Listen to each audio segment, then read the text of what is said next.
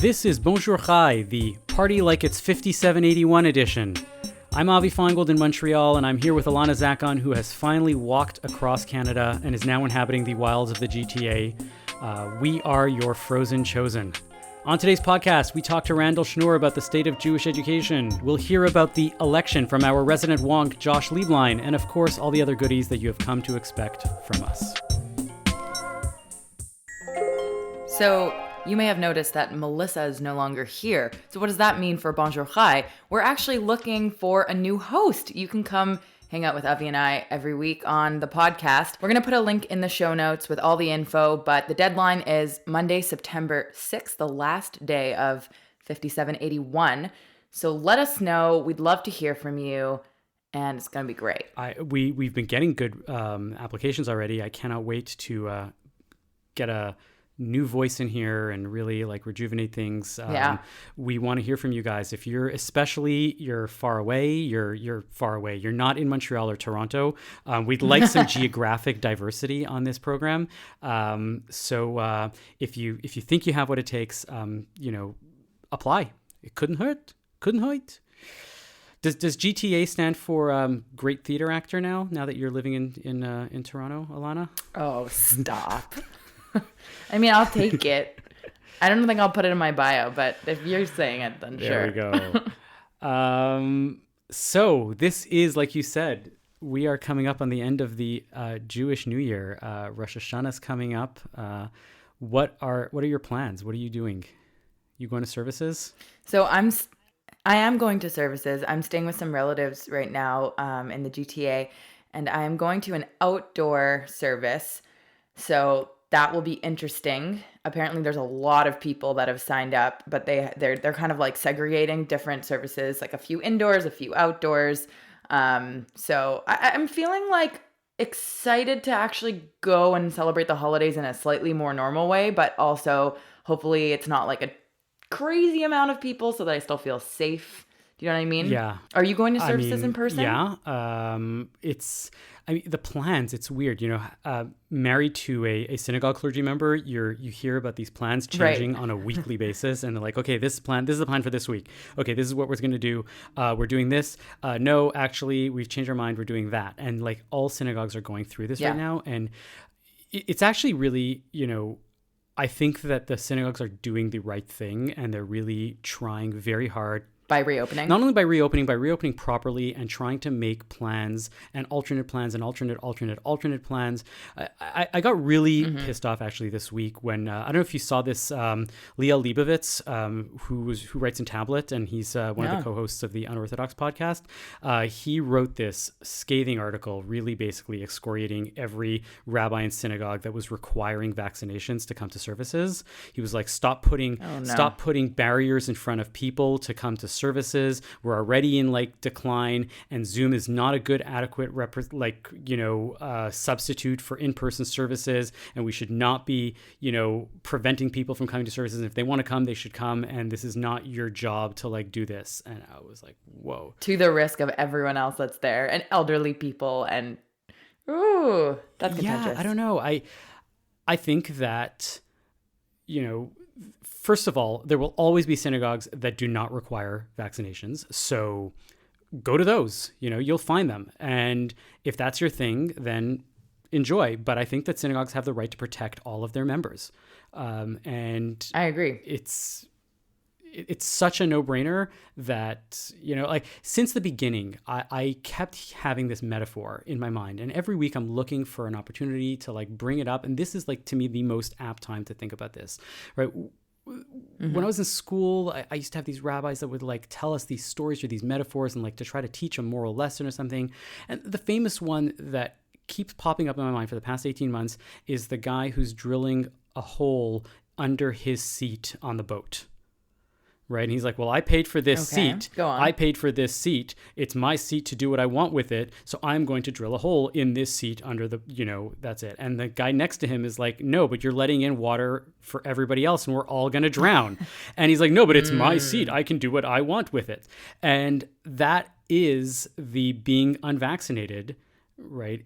In a closed space. Yeah, that's a really good metaphor, actually. Right? Yes, this is your seat. You have the right to do, but your private right to do something is impinging on a public group of people, and that's why people have the ability to regulate these things and the desire to regulate these things. I have no problem with a vaccine passport. I don't think that it's going to, devolve into like weirdness. And I'm the spouse of the clergy member, and I still had to go and submit my vaccination proof because they didn't trust me just on my word. Yeah, and I'm okay with that. Well, I mean, I think it's important to check, but it feels like maybe it's coming from a place for like the person who wrote this article of fear that the Jewish community is shrinking because of COVID and maybe people aren't going to attend in the future.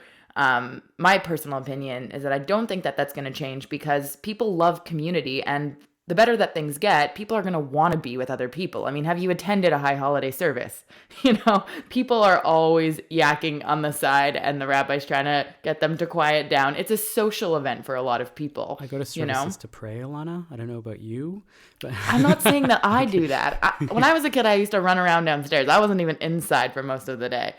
But yes, I think people will crave the community. They'll want to do it in person. People are over Zoom. They're tired of it. I think, to be fair, there should be people that are creating spaces for unvaccinated individuals for whatever reason, and not even going and saying, do you have a medical reason to be unvaccinated? And it's weird because like we're essentially creating this segregated space right now. Of saying what I'm about to say is saying like, yes, we should have a shul for vaccinated people and a shul for unvaccinated people, but it's a step ahead. Is that going to be a new denomination? No, but I think it's like I don't even know what the word would be. As it stands now, all we're doing is creating synagogues for vaccinated people, and we should be creating spaces for people that are not vaccinated, for people who choose to do whatever for whatever reason, to say, yeah, you deserve to pray, you deserve to have a spiritual moment. Well, let's create a separate space for you. Let's do something. One. Yeah.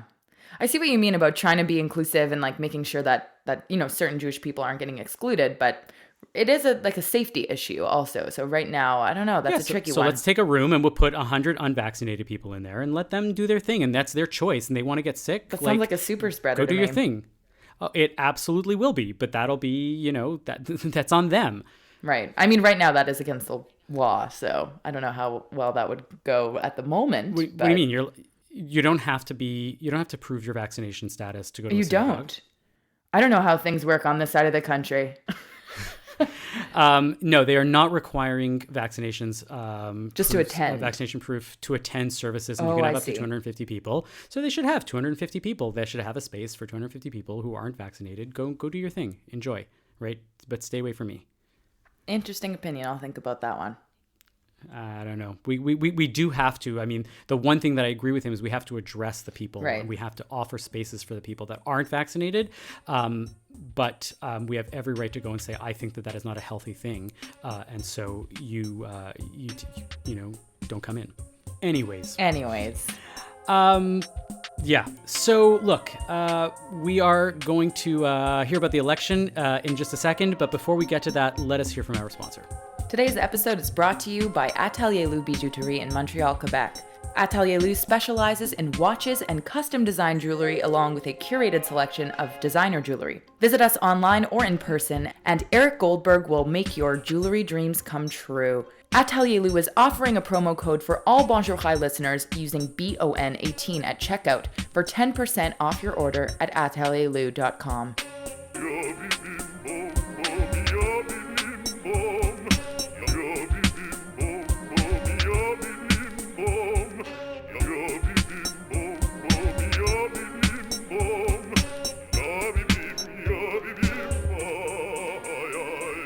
The CJN's own Josh Lieblein has been covering the election since the beginning, and he joins us now to let us know what's been happening out on the hustings.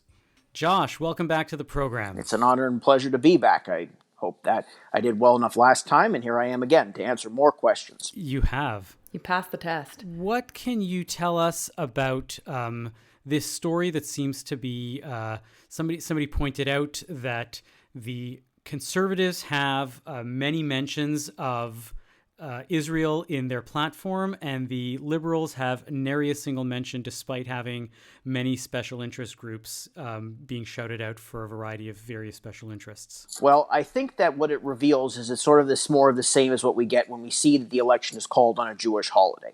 Or the liberals think that if they can, they have the Jewish votes that they're going to get, and they don't see the quote unquote Jewish community or the Jews who identify primarily with support for Israel as the ones that they're going after. So I think they've kind of like divided the Jewish community in their own mind into Jews who are accessible, and these would be the Jews who don't really care that the that a federal election will fall on Shmini Atzeret or Sukkot or one of the other non-big two holidays, and the ones who don't immediately go to supporting for Israel as the ones that they would like to vote for them. And the conservatives are all about picking up the Jews who are primarily, although not necessarily, Israel first voters. So I don't know whether that speaks to a bifurcation in the Jewish community that actually exists or ones that has come into existence based on how these two parties have kind of like conceptualized the Jewish community. I don't know. I mean, I'm from Montreal, and I just spent the last 3 weeks walking around seeing all the signs. And I know that growing up in Montreal, that the Liberals are the popular Jewish vote, which is extremely different from Toronto, where I just moved today, where it's majority conservative, from what I understand. And most of the Jews that I know in Montreal are very supportive of Israel. So I don't know that it does. I don't know if that is representative of the actual communities themselves. This is kind of a heuristic or a way of thinking that the political parties are using to and it doesn't really capture all the nuances within the Jewish community, but they're not really going for that. They think that they can do fairly well across the board, and right. I am vaguely aware, this is not being a Montrealer myself, of the historical liberal association between the Liberal Party and the Jewish community. But I do know that the conservative candidates that are in ridings like Mont Royal and Notre Dame de Grace have gone pretty hard on Israel and picked up votes that way.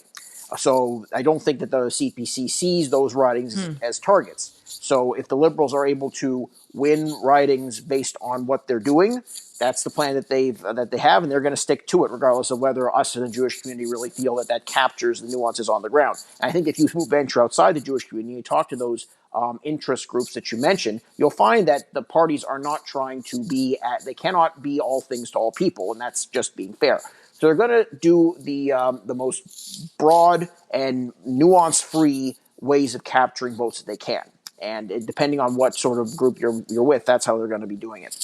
So it's not just the Jewish community. But doesn't that go back to what we spoke about last time, which is in my sense of it is that the parties don't, or at least the party brain trusts, don't see many people in the Jewish community as being swing voters. They just assume that you're either in or you're out, and we're not going to need to cater that much to you one way or another. I mean, the Liberals pride themselves on being a big tent party. And when they do that, you can't really make shifts that may alienate parts of your base. The Conservatives do this too, the NDP do this too, but to a lesser extent. So if the Liberals feel like they can pick up if they don't think their accessible voters are in places like Thornhill or places like York Centre, they're willing to let those go if it means pick up someplace else.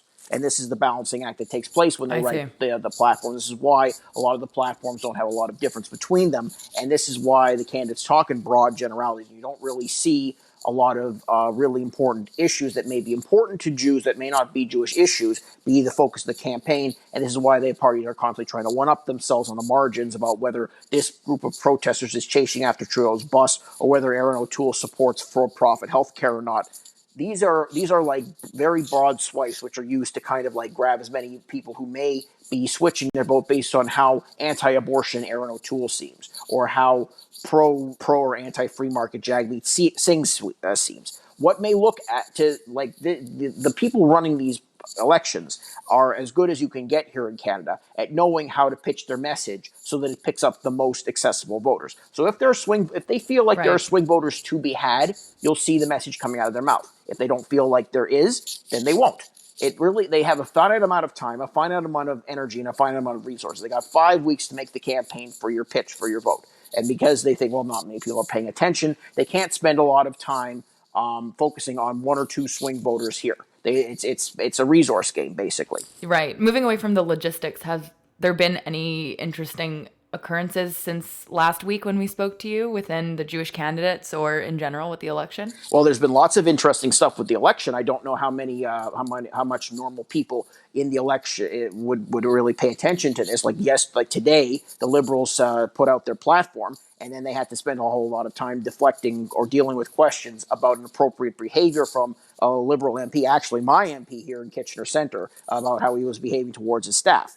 So if you're a political junkie and you really care about how the liberals really executed their platform and really got their message out or not, they really got their message out or didn't, that's something that appeals to you. That's very interesting. But again, if you're looking for some specific Jewish issue or Jewish hook that's really going to interest you, you're stuck counting the number of times the conservatives put Israel in their platform, and that's what what you want to be thinking about. It's what you're saying is we're fishing here. All voters all across the Everyone's country fishing. are fishing because it's a very broad pond and you can only catch so many fish. I hear that. Who's our fish of the week then? Tell us about interesting Jewish candidate of the week that we should be keeping our eyes on. Well, we've got in your riding, the riding of Notre Dame de Grasse, Westmount, which is NDG Westmount represent.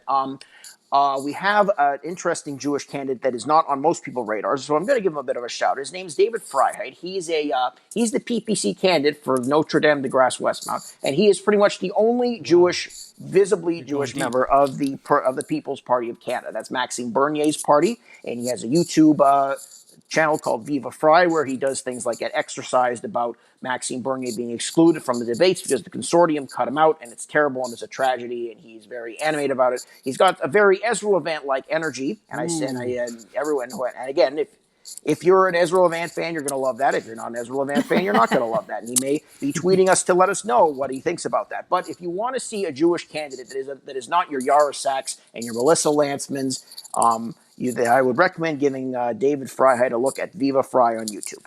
Excellent. All right. What's interesting is have the Conservatives even they haven't even nominated somebody yet in our riding, which is interesting. But I mean, it's almost certainly going to go to Marc Garneau. The Conservative candidate last time was a Jewish lawyer.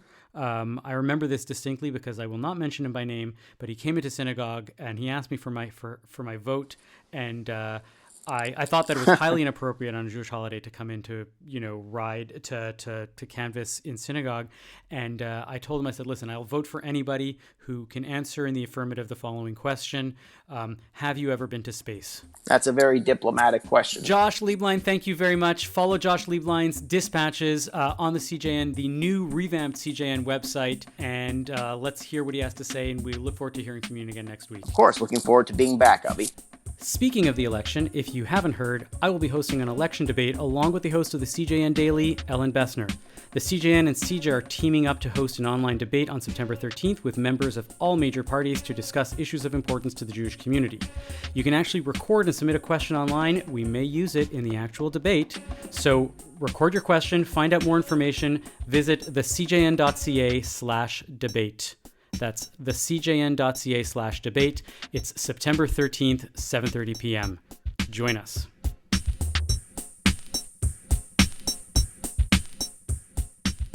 One of the perennial sources of hand-wringing in the Jewish community is the state of Jewish education and day school enrollment.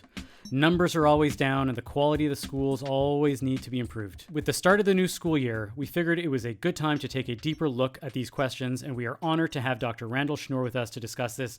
Dr. Schnoor is a professor at York University and has written multiple works on policy and sociology with regards to the Canadian Jewish community. Randal, welcome to Bonjour Chai. Oh, great to be here, Avi. Thanks for having me. So, just to start us off, we were wondering if you can paint us a little bit of a picture of where we're at now in terms of Jewish education enrollment. Like, is there a decline? Is that just hearsay? Where are we at? Well, there is a decline, but I think it might be helpful to think about the situation in the longer term before we get to the doom and gloom of where we are now, as we like to think about it. Do you know what I mean, Alana? In terms of the pandemic, you mean, or just in general? Like, where are we going? Well, what I'm getting at is, in order for us to have such a decline that we're talking about, we needed to have quite a rise in Jewish education. And Canada and Toronto in particular is really one of the shining stars of Jewish day school education. Starting as early as the 1940s, we had the Associated and Eitz Chaim start, and I don't want to spend too much time on this, but I do want to give your listeners a sense of sort of the the rise and the success of Jewish day school in Toronto. The 1960s, we have the United Synagogue Day School in 1970s, Leo Beck, and then in the 1990s we have Heschel and Paul Penna and Montessori Jewish Day School and many others that I haven't mentioned. And the numbers just climbed over those decades, so that Toronto is really seen as really a leading force, in Montreal as well. Where we had maybe 3,000 students in the Jewish day school system in the 70s, and then jumped very quickly to 8,000. And I would say we were at a peak of over 11,000 around 2005. So that kind of takes us to our great peak. And then we can talk about a decline. But let's give credit where credit is due to Toronto and UJ Federation of Toronto and all the Jewish educators for building so many different Jewish day schools in this city. I know Toronto the best, but in Montreal and Winnipeg and Vancouver and other cities in Canada. I love that we have this rich history here. I grew up in Montreal and went through the whole system. I guess I'm just wondering, where do we go from here? So if there's been a bit of a decline, and maybe it's COVID related, maybe it's not, and we can talk about that further afterwards. Where do you see Jewish education in Canada over the next 5 years as we recover from the pandemic? What do you think it will look like? Well, maybe this is a chance to talk a bit about the pandemic. And a lot of indications, Alana, are that the Jewish day schools did fairly well in terms of the pandemic. Have you heard about that as well? No, I haven't. Enlighten us. Well, Avi has kids. I don't have kids yet. Kids. I got kids. This is the difference. I'm also a former day school educator, but I mean, from what I've seen or from what I've heard, that the bump that we've seen in the past year or two has been primarily not necessarily related to the quality of Jewish education, but the quality of adherence to various COVID protocols and trying to keep an environment that is safe, that people felt that other schools weren't as safe as some of the Jewish day schools. Well, yeah, that's what I've noticed as well, is that parents who had kids in public schools started to look at how these public schools were handling the pandemic in terms of equipment, technology, in terms of how well they're communicating to their parents and how quickly they're pivoting to an online environment. And I would say, from what I've seen, that the Jewish day schools have generally done that better than the public schools. And I have teenage kids. I don't know how old your kids are, Avi. 8, 9, and 11. Oh, wow. You've got a whole crew there. 2 weeks shy of a bat mitzvah, yeah. Wow. So I've got a 16-year-old and a 15-year-old. And one is at Tannenbaum Chat, and one is in public school, the Toronto District School Board. And, this isn't a public service announcement for Chat, but I'll just tell you my experience is that Chat did a really fine job of pivoting very quickly, and nothing was lost. And the school that my daughter's at, the Toronto District School Board, really didn't do a very good job and didn't communicate well. And really, I think, shows us that the Jewish day schools are putting effort into giving a product, with the tuitions that parents are paying and the expectations that they have. I think to a large extent, they've come through. But to me, that begs the question of, what is the role of Jewish education? And if, as I see it, and as I've seen it, the facts on the ground is that every Jewish day school tries to show that they are exemplary as a school in just about every field except for the Jewish studies part. So is Jewish day school about socializing with other Jews and knowing that you can do that while still having your college prep education and still having great extracurriculars and still having wonderful facilities? Or is Jewish day school about actually learning about Judaism? And it seems like very much the former, and I see that as one of the reasons why there is a decline, because parents are saying, well, if the only reason why I'm paying all this extra money is to go to a great or above average private school. Let me pull my kid out, and they're not getting great Jewish education because nobody, despite everybody trying to spend so much time focusing on great Jewish education, it doesn't end up happening. I might as well send them to a wonderful private school instead. I would disagree because I thought my education, I went to Hebrew Foundation School in the West Island of Montreal and then Herzliya High School back when there was a Saint Laurent campus. And it was a very good Jewish education in both schools. And my Hebrew, I think that the Hebrew program at Herzliya is like one of the best ones in the country, if not the best. My Hebrew was so good back at that time. I just haven't kept it up very well. But at that time, I went to Israel and people asked me if I was from there. The Jewish studies program was excellent. So I don't know if I agree with that. I think it was very heavily based on Judaism. Well, these are really important discussions. I think it's a balancing act. And don't forget, we have such a range of Jewish day schools, such different... yeah, that's very true. From quite liberal and secular to quite orthodox. And you're going to see a different emphasis, right? And a different type of parent body and different expectations. And speaking about the non-Orthodox schools for a moment, I think it is a delicate balancing act, because I think, Avi, you're right that there are a certain constituent of parents who don't prioritize the Jewish education. They want their kids in a Jewish school with Jewish kids. But the Jewish studies isn't always as important. And then the kids pick up on that.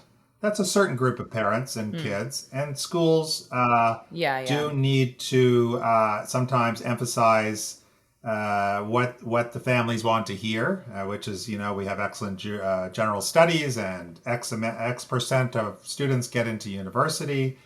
But on the other hand, to various degrees, schools, considered the Jewish education to be essential and what it's all about. And the Jewish educators are very passionate and committed to instilling Jewish identity into the kids. So it's a continual balancing act for the schools, I think. Yeah.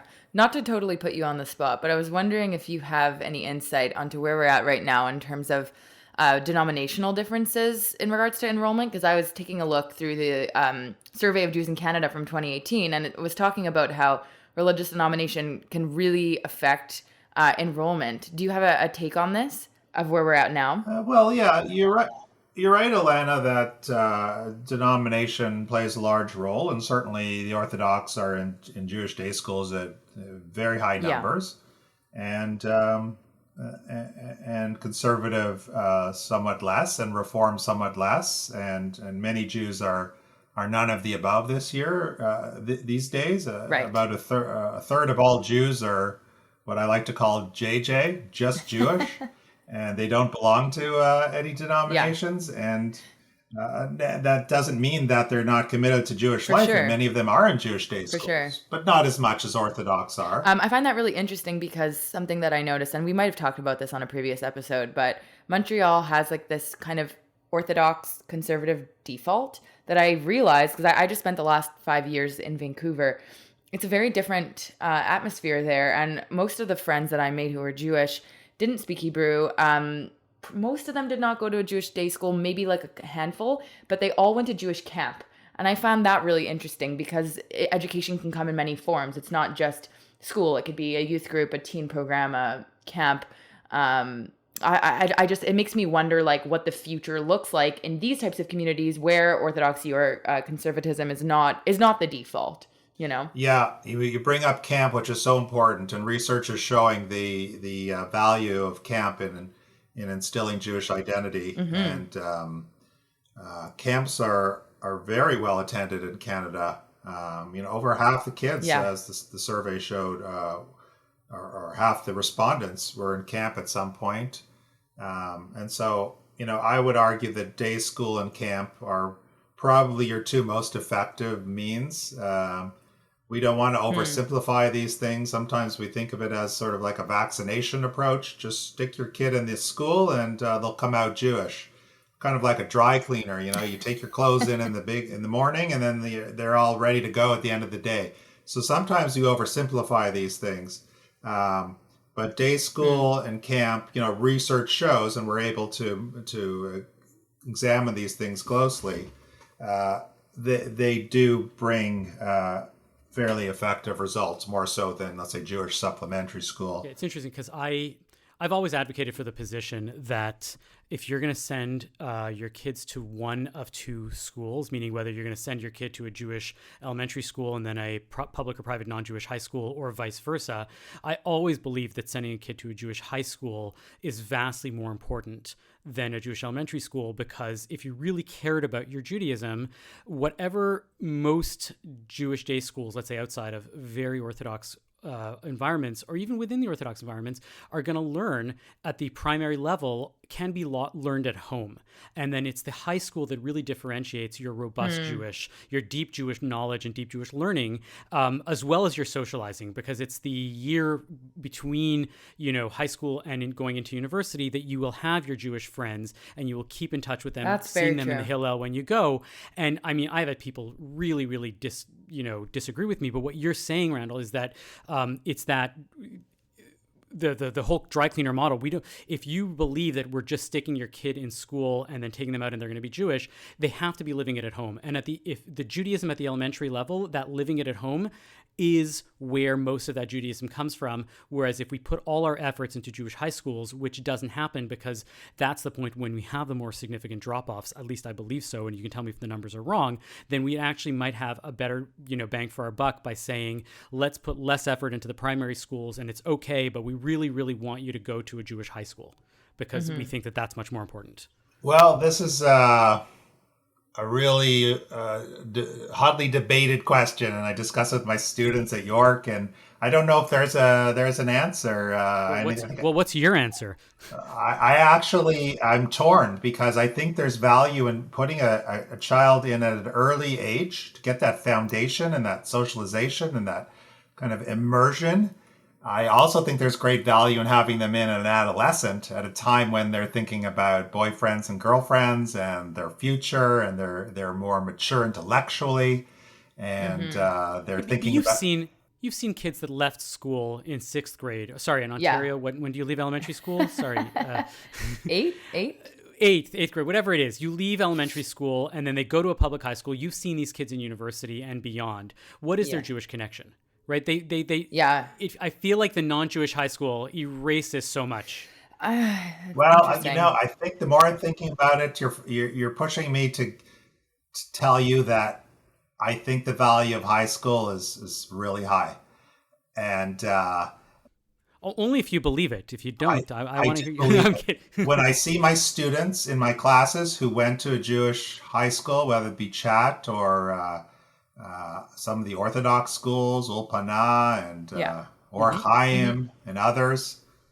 Now, of course, the vast majority of them went all the way through. I was going to say those schools probably. That is true. So that is true. But we should be preparing our high schools to say, you know what, 9th grade, we have a program that is not just for the kids that are like, I know I taught in Jewish high schools, and the beginner year for the kids that didn't go to a Jewish day school and that are coming in 9th grade or in 7th grade in Montreal, it's really, you feel like you're in the special class, and it's not respected and it's not robust at all. It's not designed to ramp you up to get to the rest of the group.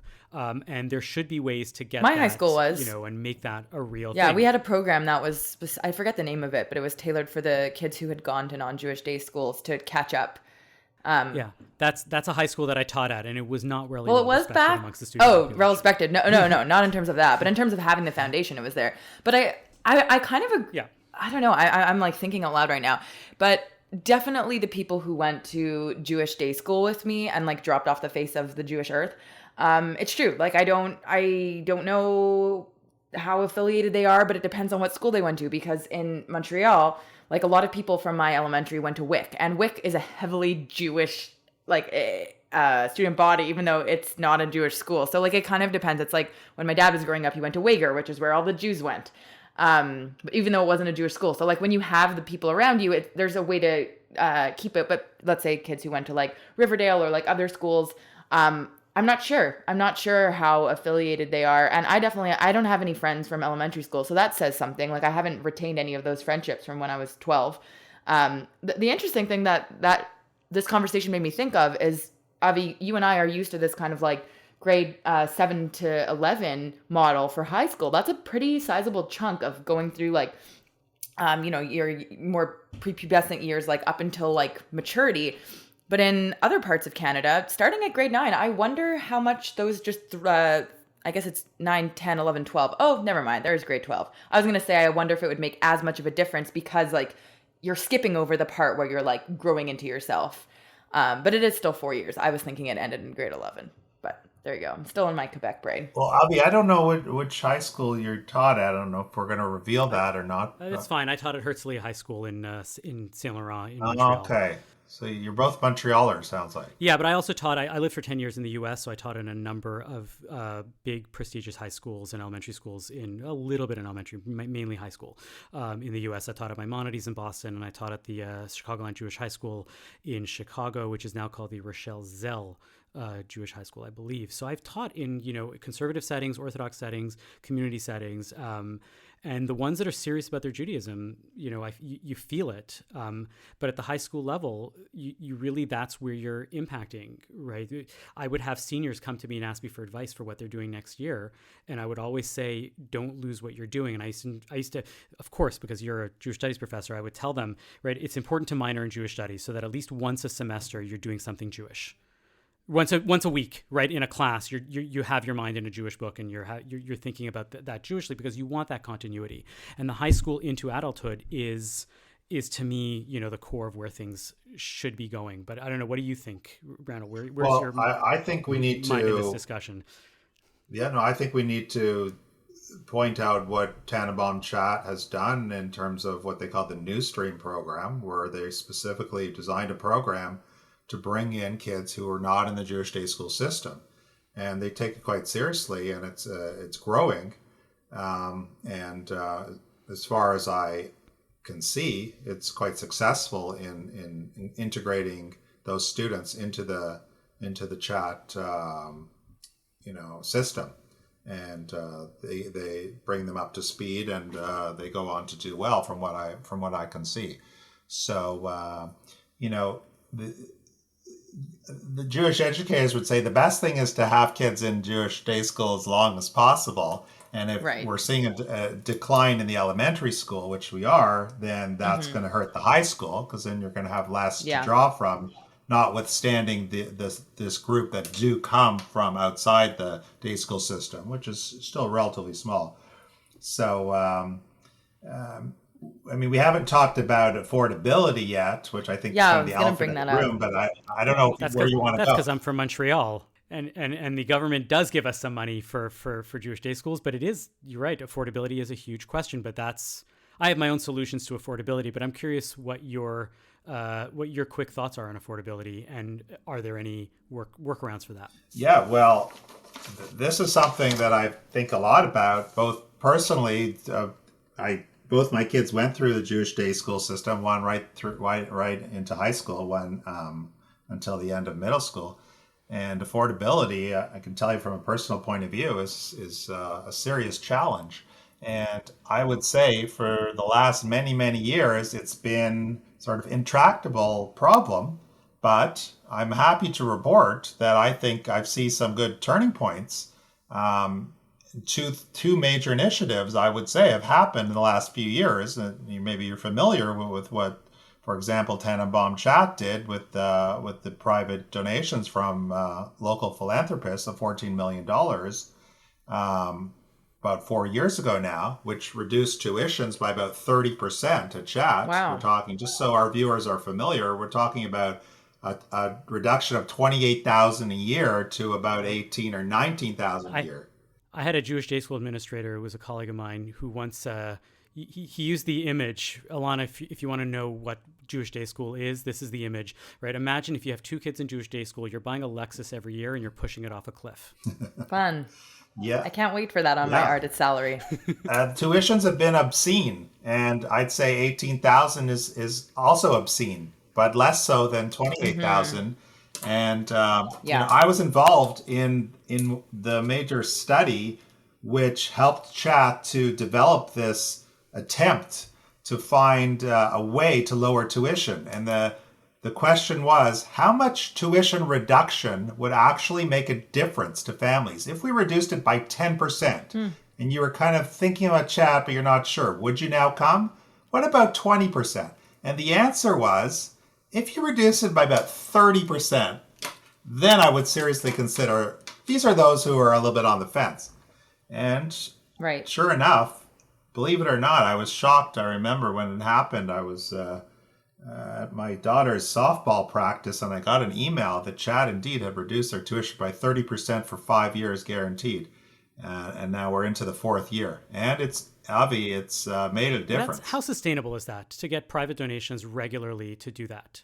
Well, that's a challenge. The question is, what's going to happen after the 5 years? And that's a question that concerns me as a parent of a student. So I'm firmly, and it's not my original idea, but I'm very, very much in the camp of taking the cost of Jewish day school and distributing it as some sort of a tax in the Jewish community in general. Synagogue memberships, donations, federation, gym memberships at the local JCC, and it should be broken out as a line item to say, this is Jewish day school money. You don't have kids in this school. First of all, if you have kids, you're amortizing your cost over your lifetime as a member of the Jewish community. If you don't have kids anymore, or you never had kids, you are directly benefiting from Jewish day schools existing in the community by producing more and more active Jewish members in the community over a long period of time, and that cost should be borne by the community at large. I should be able to have a synagogue membership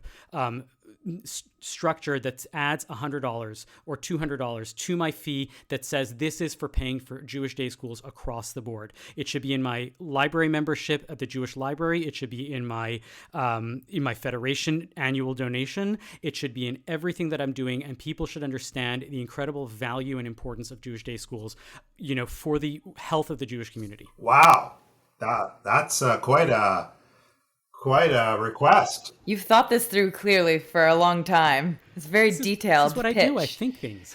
Sounds good to me, Avi, but I'm not sure I agree. I don't think everyone in the Jewish community feels that Jewish day school is important to them, and I'm not sure that everyone necessarily needs to. There's lots of ways to be Jewish, and for some being Jewish is more important than others, and I think we have great diversity here. And listen, synagogue fees are so high anyways. Now you're going to say you got to pay another $100 for Jewish day school that you don't.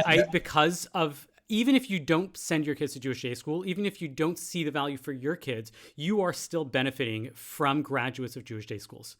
Right, the robustness of a healthy Jewish community is based on a backbone of graduates of Jewish day schools, and if we really believe that, we should be able to sell that to communities and to say, if you don't have Jewish day schools, in 20 years your community is going to die because people aren't really feeling it. There's no real leaders to draw from that have Jewish knowledge, and you want this sustainability, you should be willing to pay for it. Well, it's an infrastructure cost, if you ask me. It's not a sounds good. I'm a huge supporter of day schools. I went through one. My kids are there. I met my wife in the hallway there.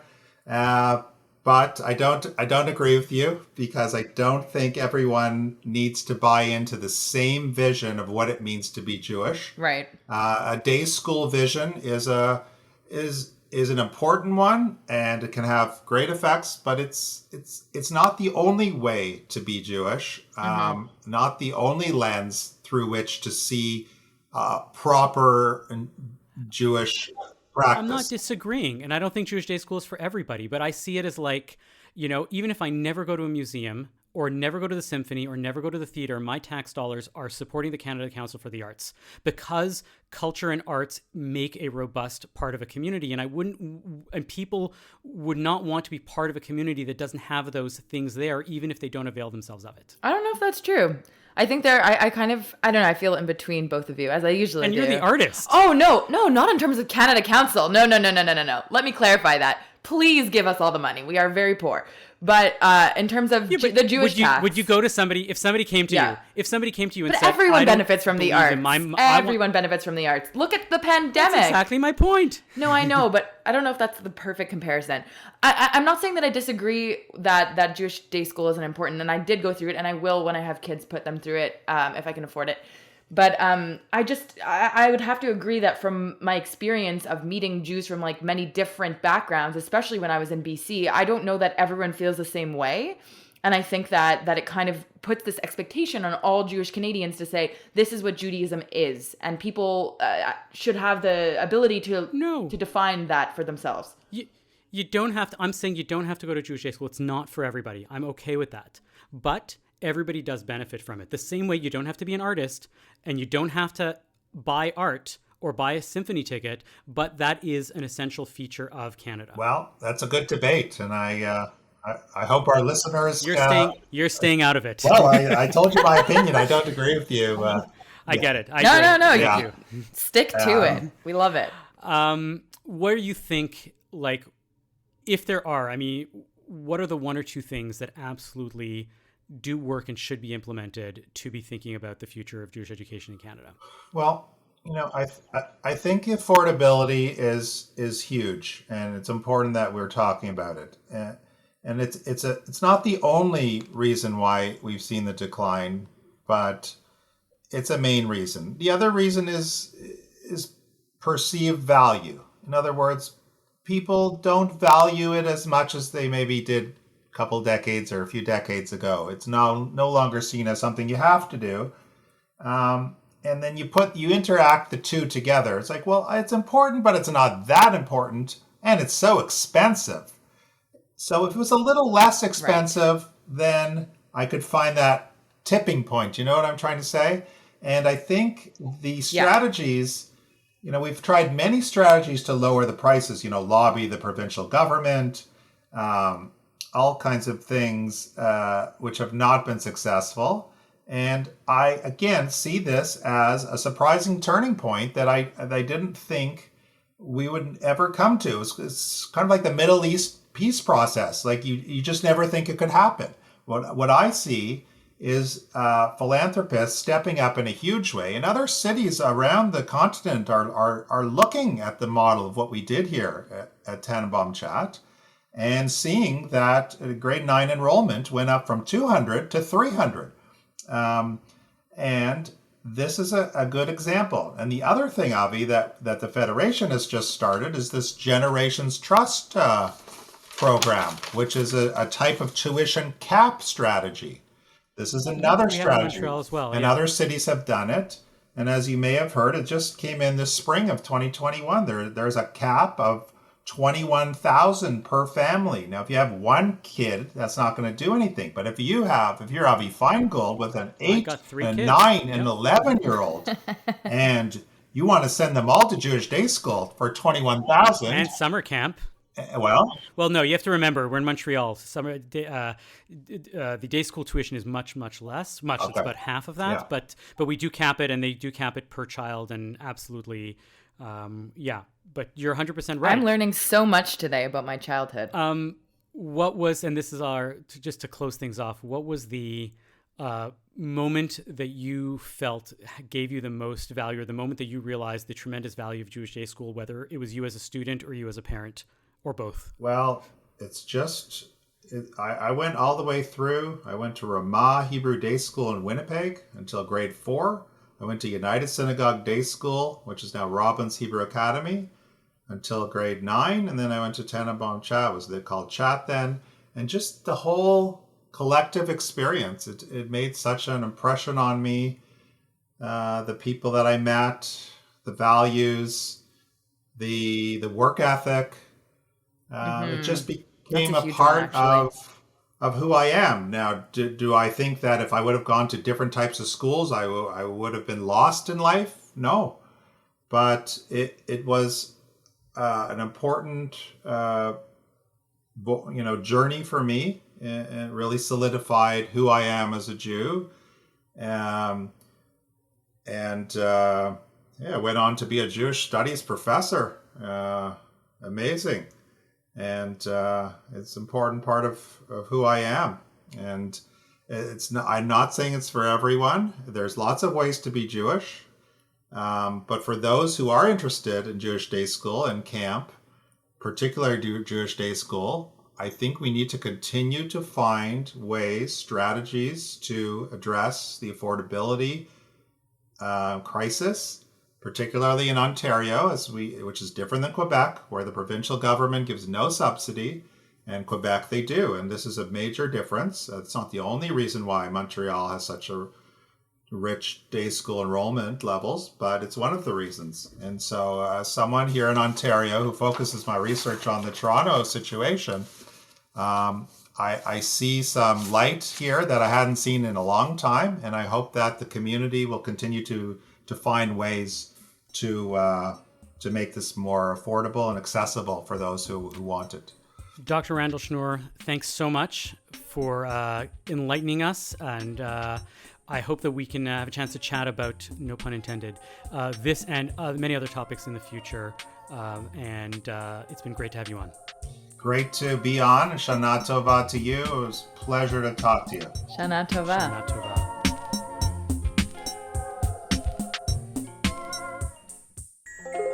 Our rabbinic voice this week comes to us from Toronto. Rabbi Eli Carfunkel is joining us, and he is the rabbi of the Forest Hills Jewish Center. What I want to share with you, I think, is the most powerful idea for Rosh Hashanah. You know, I used to be a rabbi in Oshawa, Ontario, and for the first time in the history of the world, someone went on their honeymoon trip to Oshawa. I don't know how my friend convinced his wife to go to Oshawa from New York on their honeymoon. And sure enough, they spent a beautiful Shabbos with us. I think they went to the car museum. And on their way back, he took a wrong turn. And instead of heading to Buffalo, he was headed towards Windsor. And of course, his wife didn't say anything because they're married like 8 days.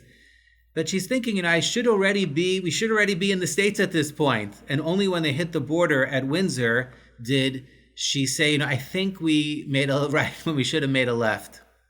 Anyways, he turns around and he drives back and he sleeps in Niagara Falls and they go back home. Why am I saying this story? Because, you know, we like to think that, you know, we're so far away from where we should be. But Hashem only wants one thing from us. He only wants us to make a U-turn. You know, someone went to Lubavitcher Rebbe and said, you know, I don't go to shul on the high holidays because I don't want to feel like a hypocrite. I don't go the whole year. So if I go on the high holidays, I'm like a hypocrite. So Lubavitcher Rebbe said, my dear fellow, he says, your true self is the person that shows up to shul on Rosh Hashanah and Yom Kippur. The fake self is the one that doesn't show up. Be the real you. Being a hypocrite is not going to shul. Your real essence is wanting to connect to the one above.